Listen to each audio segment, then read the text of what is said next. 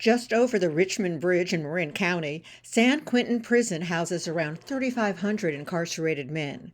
Jesse Vasquez was sentenced as an adult at the age of 17 to 3 life terms for attempted murder, drive-by shooting, and assault with a deadly weapon. He explains how after 17 years he County. moved forward. I was raised in an environment where, crime, gangs, and drugs were just like the norm. And I had become desensitized to a lot of that.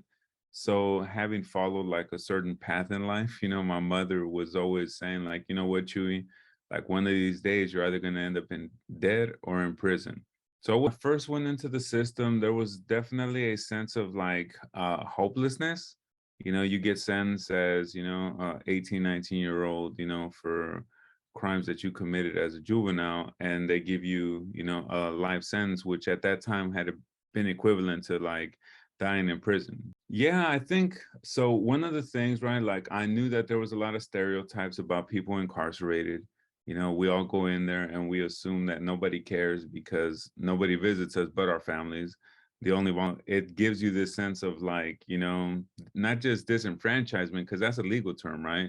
But being ostracized, and being separated from your community, kind of makes you feel like, you're other, like you're not, on the same par as anybody else in society because nobody's giving you the same benefits. You're not allowed to vote.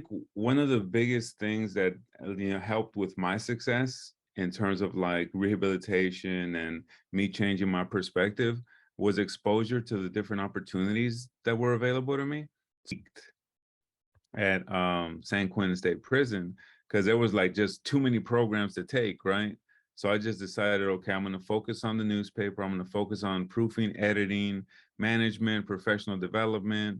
I became editor in chief of the newspaper, San Quentin News, and it was there that I began to like find purpose in like writing.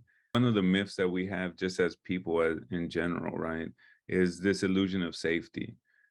Every day we walk out of our houses and we have to, feel like we're safe. So, there for a lot of people where I come from, whether it's, in Southern California or Oakland where I currently live, there's this misconception that you have to, defend yourself and stuff. And I think it's a cultural thing. It's not necessarily just a political thing.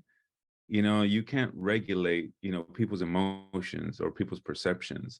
And one of the things that we've always like made a mistake on is we've always tried to regulate, people's sense of, safety or belonging or public safety, as they call it today, versus like having a cultural mindset, of like, hey, we can all keep each other safe if we abide by these general rules, right? And sometimes those social norms are just as simple as respect people's space, property, and life.